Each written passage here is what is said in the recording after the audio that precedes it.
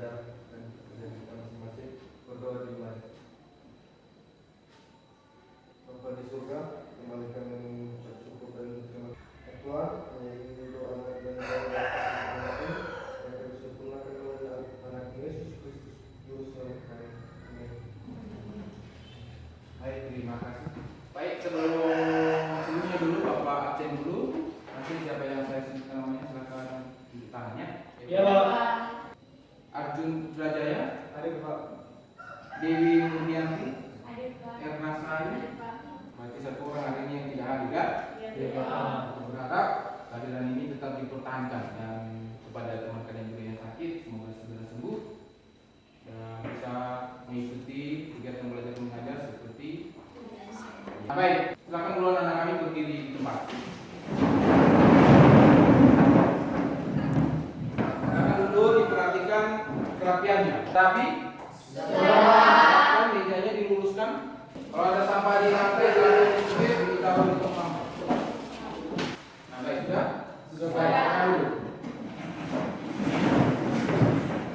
Pada hari ini sebelum kita memulai kegiatan pembelajaran kita mengenai materi sistem perekonomian Indonesia. Nah, sebelum kita masuk, siapa yang masih ingat materi kita minggu yang lalu? Saya Pak. Oke, silakan. Materi kita minggu yang lalu yaitu tentang sistem ekonomi, di mana sistem ekonomi itu merupakan susunan unsur-unsur ekonomi yang saling berhubungan dan bekerja sama untuk memecahkan masalah ekonomi serta untuk mencapai tujuan tertentu. Ya, jadi materi kita minggu lalu mengenai sistem ekonomi. Ya, aku berharap apa materi-materi yang sudah kita pelajari sebelumnya tetap diingat dan tetap dipelajari. Nah, baik, sebelum kita masuk pada materi kita hari ini, Bapak coba paparkan apa aja kompetensi dasar, indikator, dan tujuan pembelajaran kita hari ini. Kompetensi dasar kita adalah yang pertama, menganalisis masalah ekonomi dalam sistem ekonomi. Lanjut. Indikator pencapaian kompetensi kita hari ini adalah menganalisis informasi dan data-data yang diperoleh tentang masalah ekonomi dan sistem ekonomi untuk mendapatkan kesimpulan dan membuat rencana pemecahan masalah. Kita lanjut. Tujuan pembelajaran kita. Nah, di sini ada 3 tujuan daripada pembelajaran kita. Yang pertama, melalui menyimak video pembelajaran, siswa dapat memahami karakteristik sistem perekonomian Indonesia menurut Undang-Undang Dasar 1945 pasal 33. Nah, jadi sebelum kita lanjutkan dulu, di sini ada beberapa contoh kasus masalah perekonomian di Indonesia. Siapa yang bisa memberikan tanggapannya tentang gambar permasalahan perekonomian di Indonesia di atas? Siapa yang bisa? Tunjuk tangan. Oke, silakan. Menurut saya Pak, jadi ketahui bahwa pengangguran adalah suatu kondisi di mana orang tidak bekerja karena tidak tersedianya lapangan kerja. Baik, terima kasih. Bapak coba tampilkan ada sebuah video pembelajaran. Silakan nanti anak-anak kami memperhatikan dan memahami apa saja contoh kasus yang Bapak tayangkan di layar. Pada anak kami silakan diperhatikan. Mengalami berbagai kemasan. Namun, dibalik pertumbuhan itu, Indonesia masih mengalami banyak permasalahan ekonomi. Lalu, ada apa saja masalah ekonomi Indonesia? Pertumbuhan ekonomi Indonesia terbilang cukup besar, namun angka kemiskinan, ketimpangan sosial, dan pengangguran juga ekonomi tinggi. Dengan menekan pertumbuhan ekonomi, berbagai masalah ekonomi seperti kemiskinan dan pengangguran harus segera diatasi agar dapat memperbaiki kuantitas serta kualitas ekonomi Indonesia.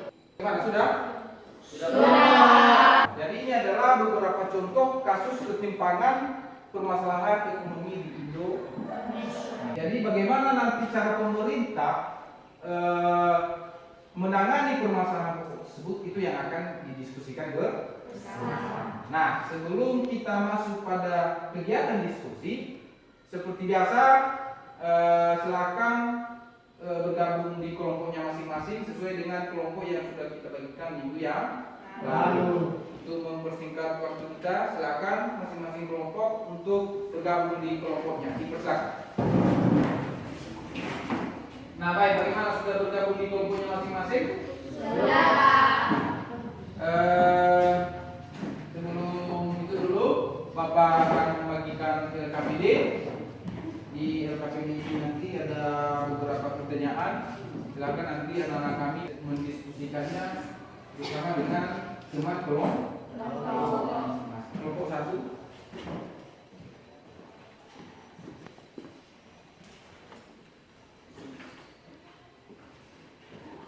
Nah baik, sebelum dimulai silakan dulu LKPD-nya diperhatikan, dipelajari dulu. Kalau ada yang kurang dipahami, kurang dimengerti, silakan ditanyakan.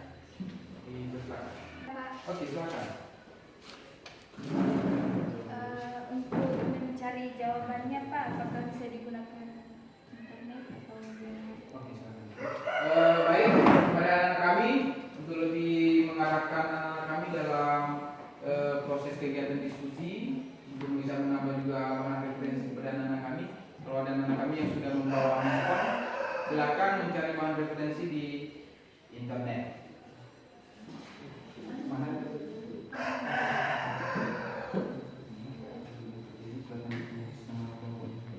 Sudah Pak.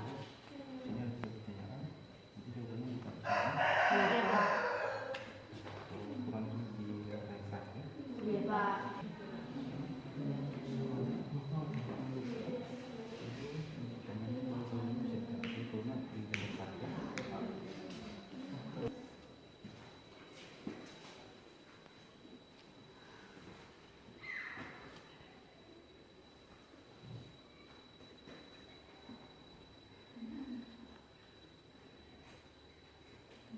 Baik, bagaimana?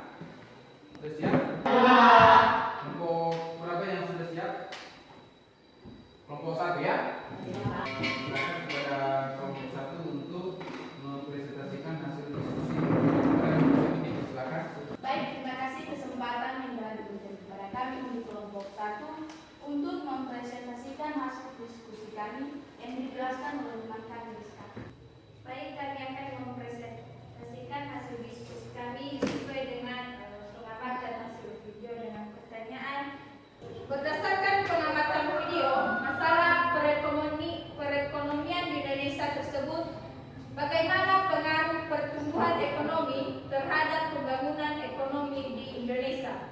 Sesuai dengan hasil pengamatan kami dari kelompok 1 terkait masalah perekonomian di Indonesia, maka pengaruh pertumbuhan ekonomi terhadap pembangunan ekonomi di Indonesia adalah pertumbuhan ekonomi berpengaruh positif terhadap pembangunan ekonomi. Artinya, ketika suatu negara mengalami kenaikan pertumbuhan ekonomi, maka akan mendorong pembangunan ekonomi. Demikian hasil diskusi kami dari kelompok 1. Jika ada pertanyaan dari kelompok lain, kami persilakan.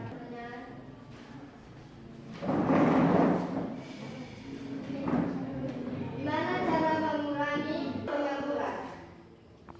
Bagaimana cara pemerintah menangani masalah pengangguran yang sangat signifikan dan terjadi di itu?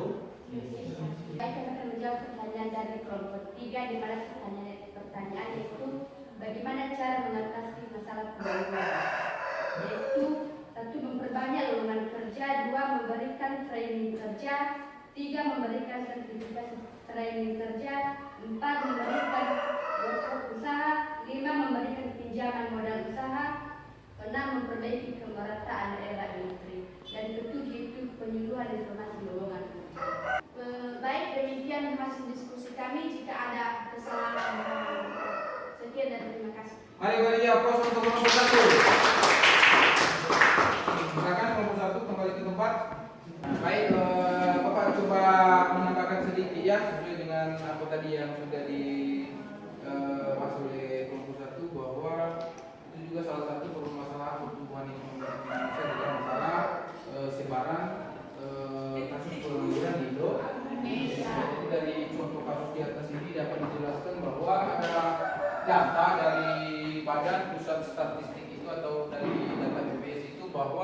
mencatat bahwa tingkat pengangguran di Indonesia pada Februari 2021 sebanyak 8,7 juta orang. Jumlah ini naik dibandingkan dengan kasus yang terjadi di bulan Februari 2020 sebanyak 6,93 juta. Kenaikan jumlah orang itu menganggur secara signifikan disebabkan karena pandemi COVID-19 sehingga masyarakat Indonesia agak terbatas dalam mendapatkan pekerjaan. Nah, jadi dari data yang sudah disampaikan oleh Badan Pusat Statistik itu bahwa sebaran pengangguran di Indonesia itu ada tingkatannya. Jadi ada dari tingkat lulusan SD itu ada 3,13%, di lulusan SMP ada 5,87%, yang lulusan SMA 8,55%, dan yang lulusan SMK ada 11,45%. Dan yang sudah selesai sarjana si ngaku sampai saat ini ada sampai 6,97%. Jadi sebaran kasus pengangguran di Indonesia ada sampai 8,75 juta. Yang bisa dipahami dari kelompok 3 tadi yang bertanya. Oke, kita lanjut. Kelompok mana yang mau tampil? Kelompok 4. Oke, pada kelompok 4 dipersilakan untuk dari ke depan.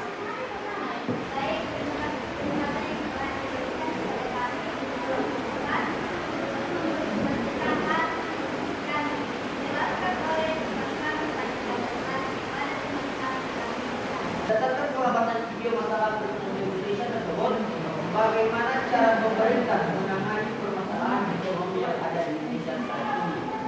Jadi menurut kami, strategi pemerintah dalam mengatasi masalah perekonomian dan antara lain dengan menerapkan kebijakan moneter dan fiskal. Jadi kebijakan ini dilaksanakan dengan tujuan akan tetapi memiliki hal yang berbeda. Namun keduanya memiliki fungsi untuk menjaga stabilitas ekonomi. Jadi interaksi kebijakan fiskal dan moneter terjadi sangat dinamis dalam perekonomian, yang mana kebijakan moneter dapat mempengaruhi inflasi. Inflasi mempunyai dampak terhadap nilai utang publik secara real, dan selanjutnya disiplin fiskal dapat mempengaruhi kredibilitas moneter. Melalui dua kebijakan tersebut, kondisi perekonomian yang memburuk dapat terselesaikan dengan kebijakan yang telah dibuat. Bentuk kebijakan juga dapat mampu memperbaiki kondisi perekonomian yang buruk. Demikian saja. Baik, kalau ada pertanyaan dari kelompok yang lain dipersilakan. Ada dari kelompok yang silakan. Apa penyebab terjadinya masalah perekonomian? Baik, kami akan menjawab pertanyaan dari kelompok 1 karena kesepakatan yang dicapai antara kebutuhan manusia yang tidak terbatas dengan sumber daya yang terbatas. Kebutuhan manusia untuk memenuhi kebutuhan hidupnya beragam, sesuai ketersediaan sumber daya yang tersedia belum tentu memenuhi persyaratan. Demikianlah hasil dari presentasi kami. Kalau ada kesalahan mohon dimaafkan. Mari beri aplaus untuk kelompok 4. Baik, pada kelompok 4 dipersilakan untuk kembali ke tempat. Ini hasil presentasi dari kelompok sangat bagus sekali yang telah menyampaikan kepada kita. Saya membuat bahwa Indonesia hari ini mengatur yang namanya ekonomi demokrasi ekonomi.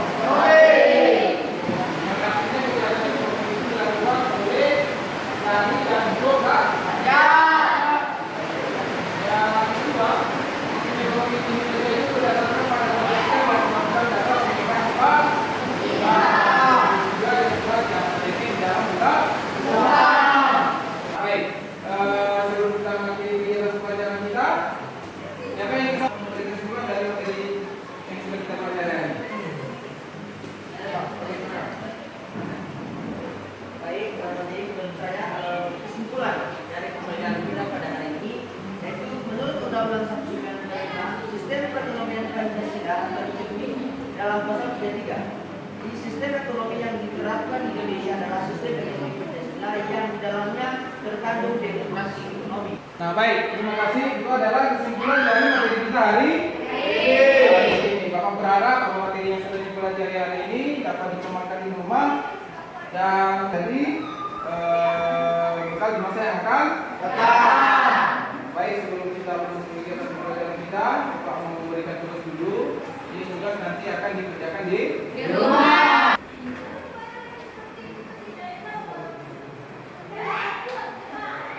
Setelah selesai kegiatan pembelajaran kita hari ini, kita memerlukan yaitu mengenai keseimbangan struktur pasar. Jadi Bapak berharap agar anak kami mencari bahan referensi di rumah supaya kegiatan pembelajaran yang minggu depan dapat berjalan dengan baik. Baik, demikian dulu kegiatan pembelajaran kita hari ini. Sebelum kita mengakhiri, siapa yang bisa berdiri dalam doa? Oke, silakan. Baik teman-teman, mari kita bersatu dalam doa. Maka kita Bapa yang Maha Baik, beri kami bersyukur dan mengucapkan karunia Bapa, Tuhan Yesus Kristus, Juru Selamat, dan juga Yesus dosa kami dan segala masa. Amin. Bapa, Putra, dan Roh Kudus. Baik, terima kasih. Baik, demikian saja kegiatan pembelajaran kita hari ini. Silakan nanti kalau pulang hati-hati di jalan.